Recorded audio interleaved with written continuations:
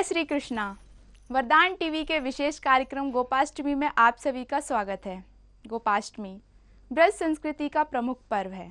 कार्तिक माह शुक्ल पक्ष की अष्टमी तिथि को यह पर्व मनाया जाता है। इस दिन गौओं को नहलाकर नाना प्रकार से सजाया जाता है और मेहंदी के थापे तथा हल्दी रोली से पूजन कर उन्हें विभिन्न भोजन कराए जाते हैं।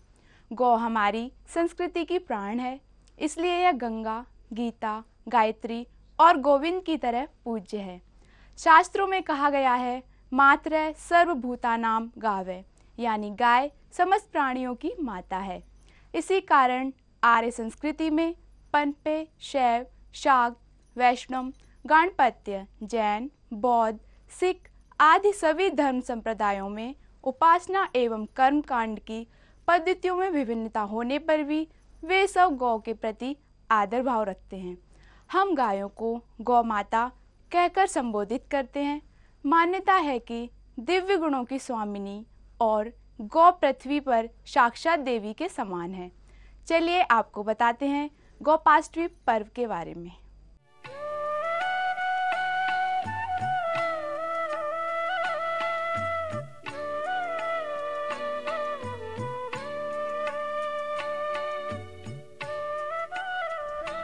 सनातन धर्म ग्रंथों में कहा गया है, गाय की देह में समस्त देवी देवताओं का वास होने से यह सर्वदेवमयी है।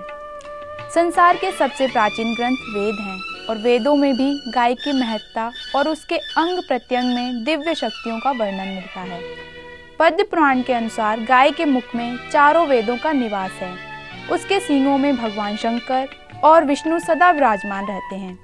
गाय के उदर में कार्तिकेय, मस्तक में ब्रह्म, ललाट में रुद्र, सींगों के अग्रभाग में इंद्र, दोनों कानों में अश्वनी कुमार, नेत्रों में सूर्य और चंद्र, दांतों में गरुण, जीवा में सरस्वती, अपान में तारे, रोम कुंभों में ऋषिगण, पृष्ठ भाग में यमराज, दक्षिण पार्श्व में वरुण एवं कुबेर, वाम पार्श्व में महाबली यक्ष, मुख के भीतर गंधर्व, नासिका के अग्रभाग में सर्प, खुरों के पिछले भाग में अप्सराएं स्थित हैं। गाय के गोबर में लक्ष्मी, गोमूत्र में भवानी, चरणों के अग्रभाग में आकाशचारी देवता, रंभानी की आवाज में प्रजापति और थनों में समुद्र प्रतिष्ठित हैं। मान्यता है कि जो मनुष्य प्रातः स्नान करके गौ स्पर्श करता है वह पापों से मुक्त हो जाता है। भविष्य पुराण, स्कंद पुराण, ब्रह्मांड पुराण, महाभारत में भी गौ के अंग प्रत्यंग में देवी देवताओं की स्थिति का विस्तृत वर्णन प्राप्त होता है। गौ के पैरों में लगी हुई मिट्टी का तिलक करने से तीर्थ स्थान का पुण्य मिलता है। यानी सनातन धर्म में गौ को दूध देने वाला एक पशु न मानकर सदा से ही उसे देवताओं की प्रतिनिधि माना गया है।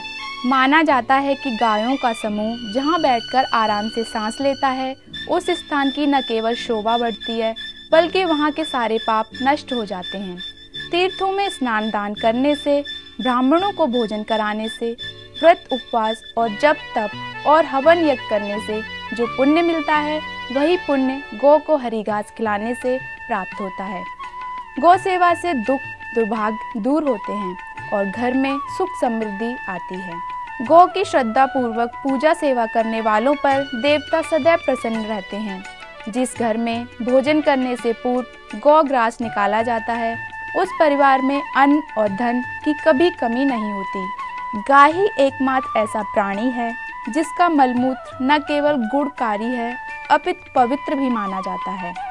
गोबर में लक्ष्मी का वास होने से इसे गोबर अर्थात गौ का वरदान कहा जाना ज्यादा उचित होगा।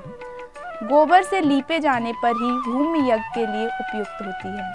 गोबर से बने उपलों का यज्ञशाला और रसोई घर दोनों जगह प्रयोग होता है। गोबर के उपलों से बनी राख खेती के लिए अत्यंत गुणकारी सिद्ध होती है। गोबर की खाद से फसल अच्छी होती है और सब्जी, फल, अनाज के प्राकृतिक तत्वों का संरक्षण भी होता है।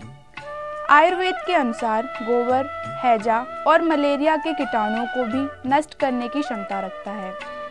आयुर्वेद में गौमूत्र अनेक असाध्य रोगों की चिकित्सा में उपयोगी माना गया है।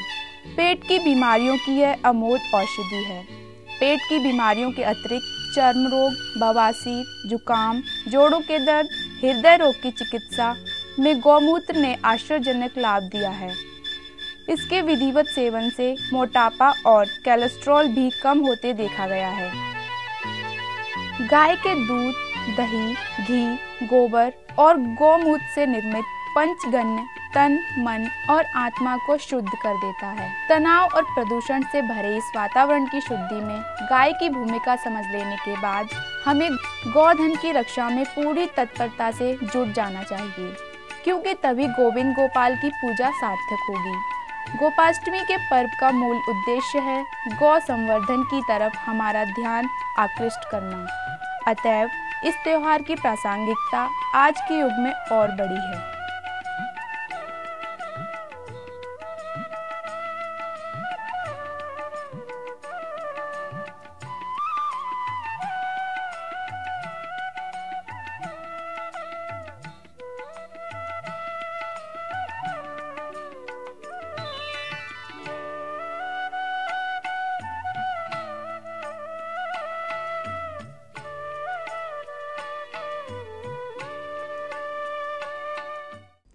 विधि के विधान में प्रत्येक पूजा का एक नियम बना हुआ है। किसी भी पूजा की संपूर्णता तभी है जब उस पूजा को विधानुसार किया जाए। आइए आपको बताते हैं गोपाष्टमी पर्व की पूजा विधि के बारे में और किस प्रकार इस पर्व को मनाना चाहिए।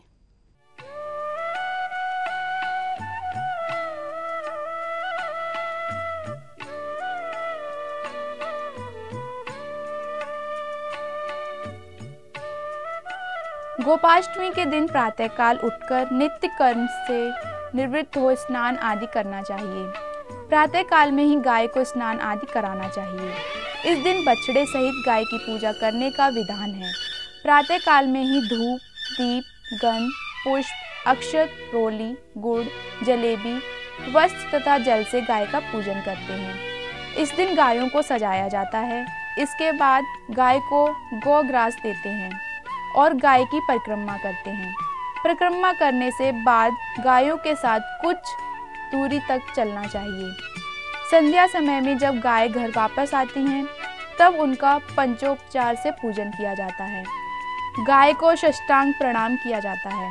पूजन करने के बाद गाय के चरणों की मिट्टी को माथे से लगाया जाता है। ऐसा करने से व्यक्ति को चिर सौभाग्य की प्राप्ति होती है।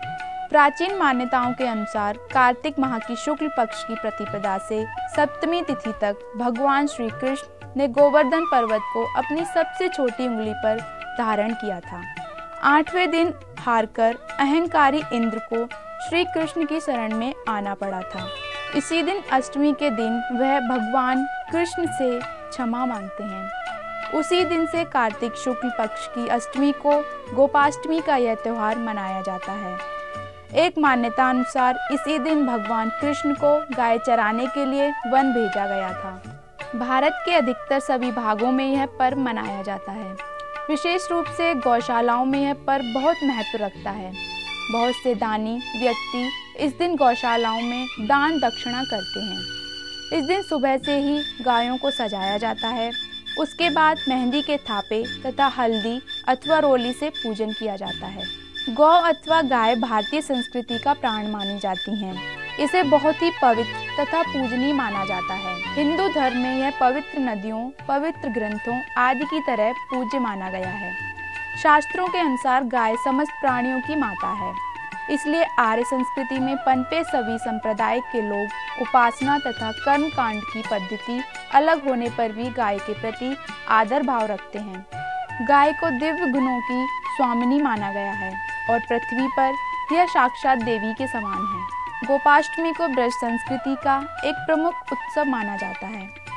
भगवान कृष्ण का गोविंद नाम भी गायों की रक्षा करने के कारण पड़ा था, क्योंकि भगवान कृष्ण ने गायों तथा ग्वालों की रक्षा के लिए 7 दिन तक गोवर्धन पर्वत को अपनी छोटी उंगली पर उठाकर रखा था।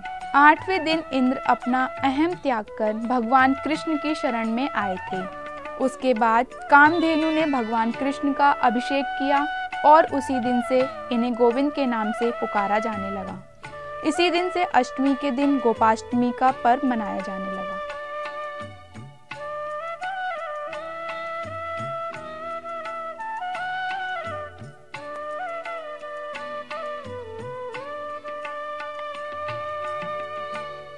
आपने जाना गोपाष्टमी पर्व के बारे में, क्यों और कैसे मनाया जाता है यह पर्व।